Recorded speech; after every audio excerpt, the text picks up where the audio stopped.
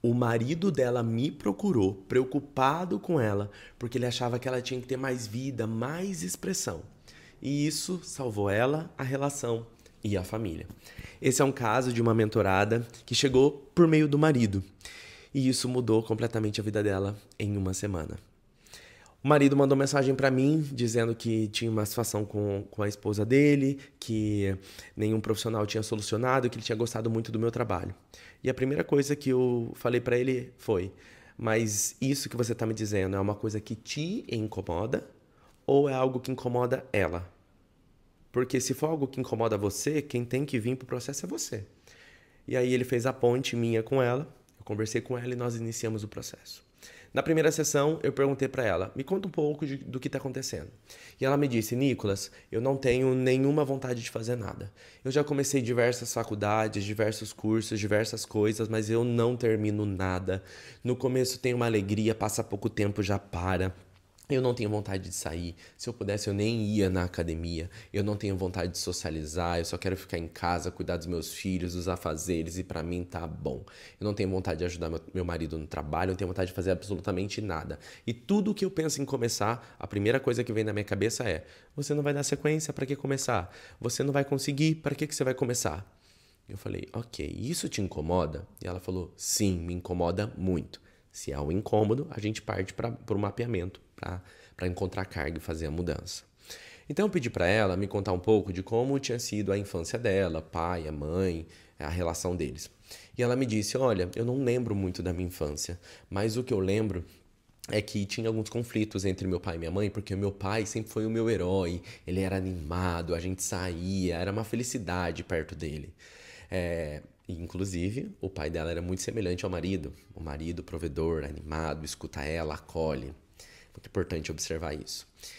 E ele tinha conflito com a minha mãe porque a minha mãe não gostava de sair, a minha mãe gostava de ficar em casa, a minha mãe gostava de cuidar, de limpar a casa, de regrar a gente. E às vezes ela brigava com meu pai, porque meu pai queria sair, meu pai ficava em casa e ela dormia, ela não fazia nada. Era só pelo movimento de ficar em casa.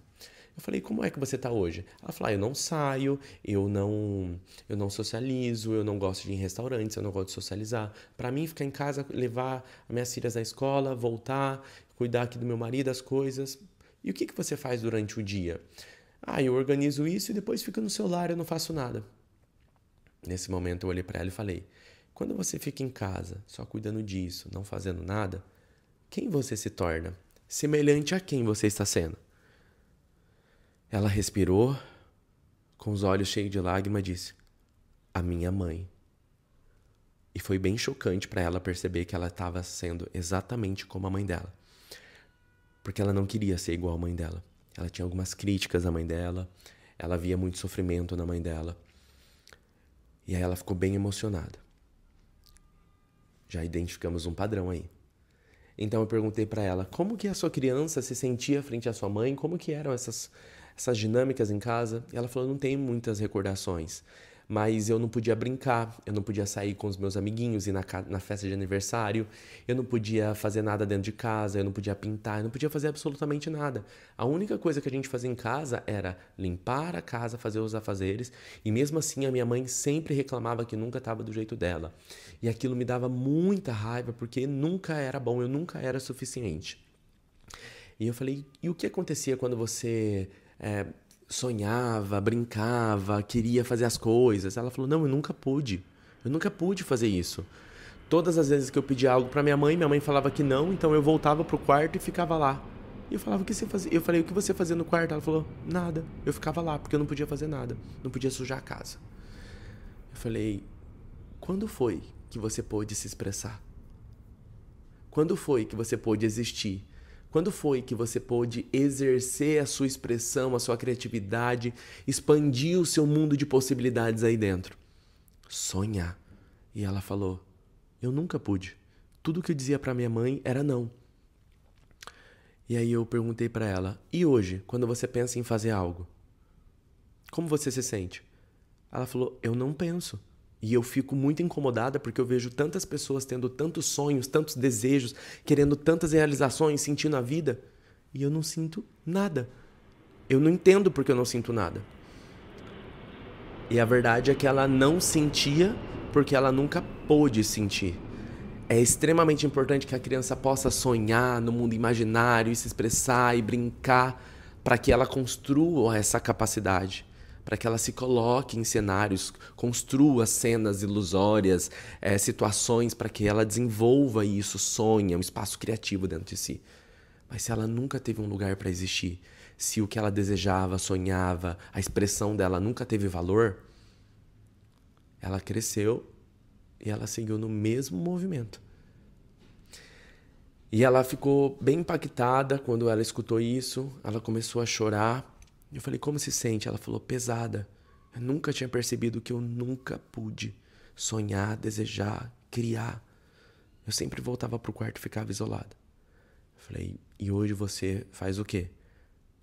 A mesma coisa.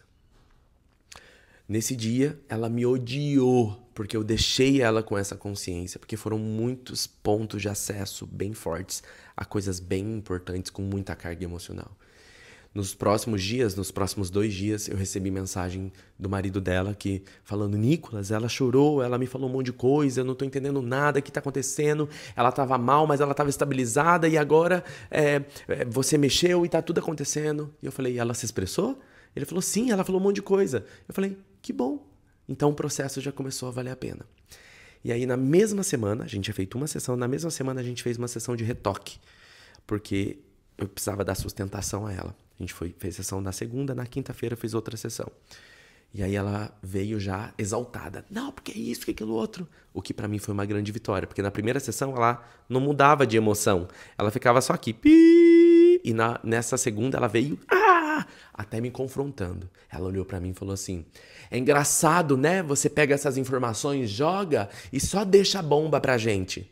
E eu falei, parabéns por se expressar, porque você não estava se expressando. E ela falou, nossa, é verdade.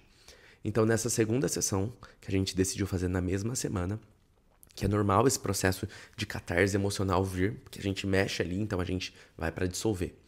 E aí nós fizemos uma dinâmica sistêmica dela com a mãe, onde ela foi do corpo pesado, da repreensão, à leveza, à liberdade de expressão. Ela chorou muito, ela drenou muita carga emocional, foi muito bonito o processo. Então nós fizemos outra sessão na segunda.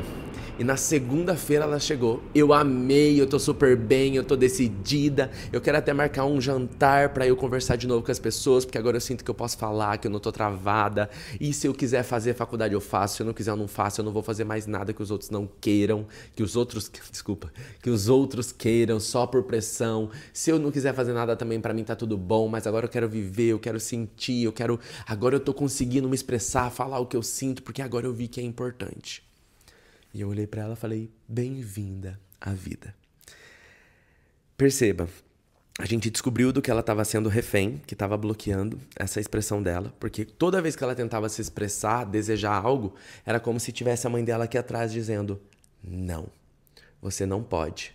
Não, não é importante isso que você sente. Não, você não vai. Então ela estava remontando no agora uma cena lá da infância, o que impedia ela de sentir, de se expressar, de sonhar, de querer fazer qualquer coisa, até mesmo de se sentir capaz. Isso estava atrapalhando ela, drenando a vida dela, poderia levar até uma depressão. Isso estava atrapalhando a relação, mesmo tendo uma relação boa, isso atrapalhava, e certamente isso também não beneficiava a família. Então nós deixamos ela no eixo, salvamos ela, a relação e a família. Tudo isso porque nós descobrimos o que ela estava sendo refém, dissolvemos carga emocional e liberamos um novo comportamento. Porque agora ela pode sentir diferente. Ela não está mais condicionada a sentir o agora a partir do passado. Se você está passando por alguma dinâmica de repetição, sentindo que algo te impede, esse é o maior sinal de que você está sendo refém de uma carga emocional. O caminho para sair disso você encontra lá no link da bio.